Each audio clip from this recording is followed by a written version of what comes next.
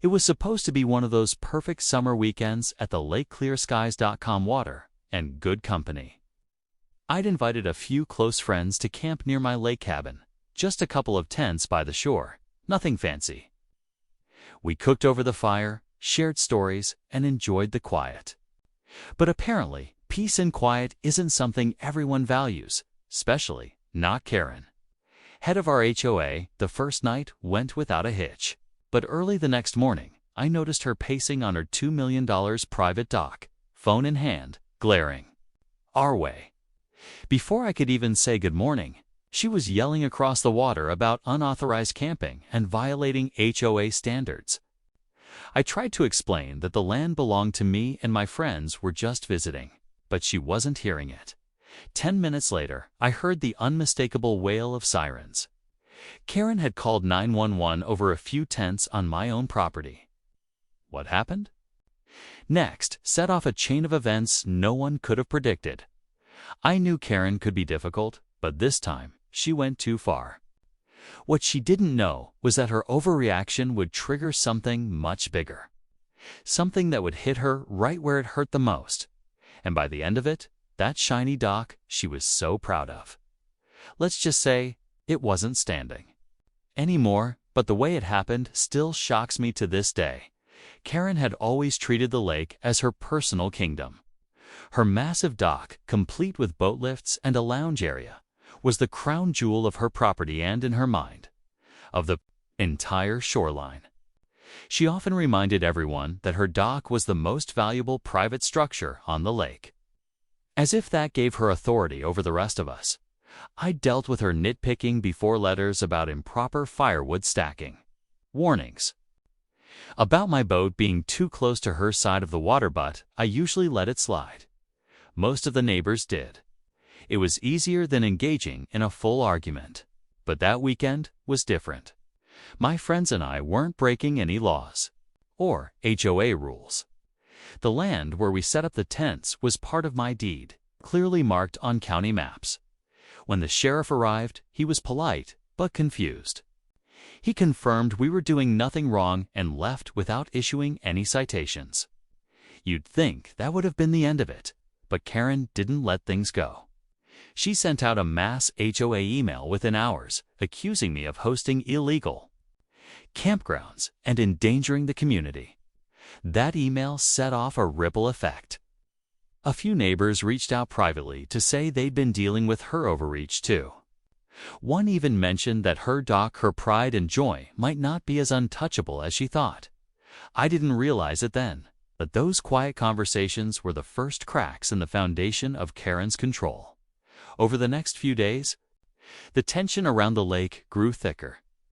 Karen's email had stirred the pot, and now everyone seemed to have an opinion.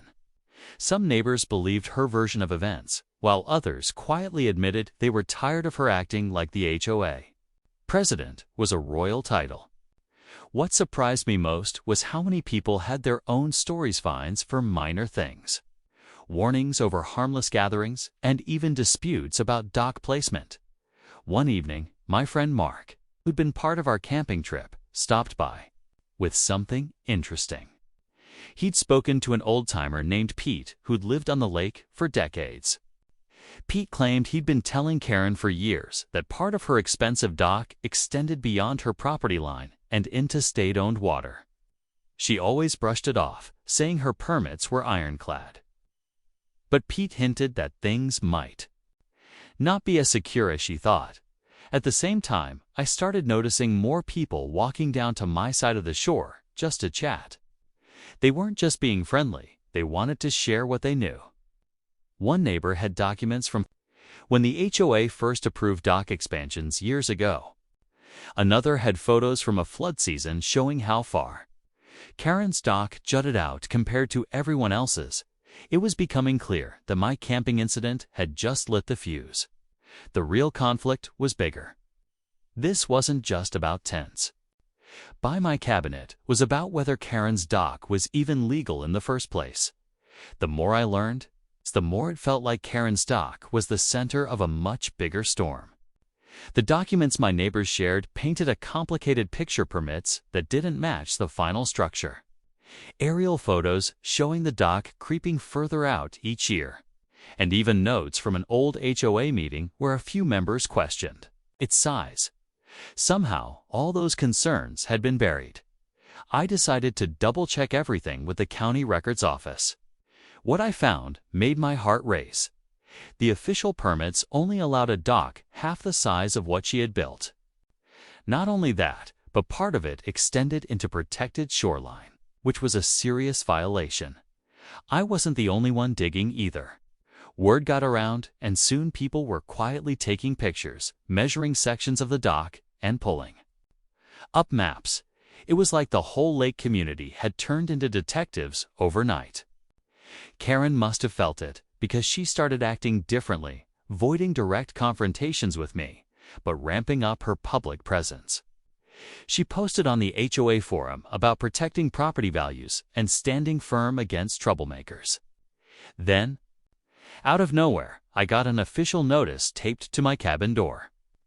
It was from a state environmental agency, requesting my statement about shoreline use disputes in our community.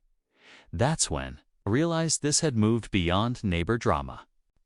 Whatever happened next wouldn't just affect Karen, it could change the entire lakefront forever. And the clock was already ticking.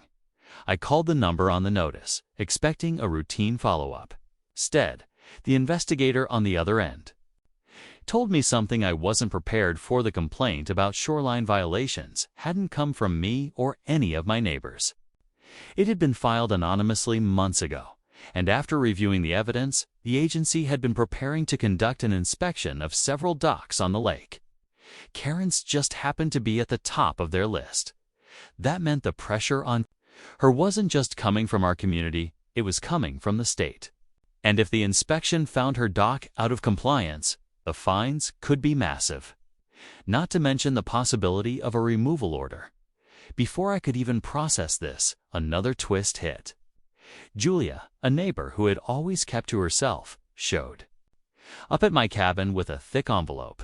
Inside were letters between Karen and a private contractor, letters discussing expedited construction of the dock in exchange for bypassing certain environmental checks.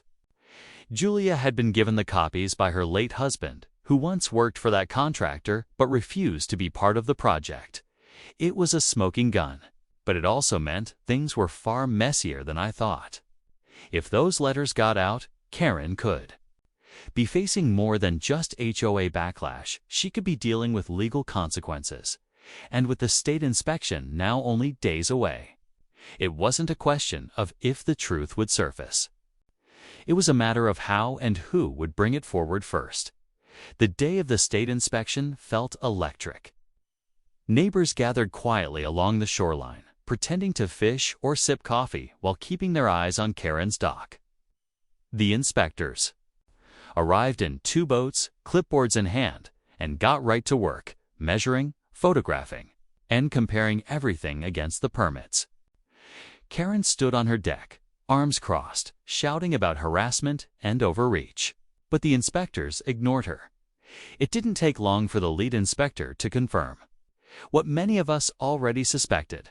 The dock was nearly twice the permitted size, extended into protected waters, and violated multiple shoreline regulations. The decision came down on the spot. The structure had to be removed. The crowd's reaction was a mix of shock and quiet satisfaction. But just when it seemed like the story was over, the unexpected twist hit. One inspector pulled Karen aside, and though we couldn't hear the words, the change in her expression told the story. Later, we found out the anonymous complaint that started the entire investigation hadn't come from a neighbor or even someone on the lake. It had come from her own contractor, the same one she'd tried to underpay after the dock was built.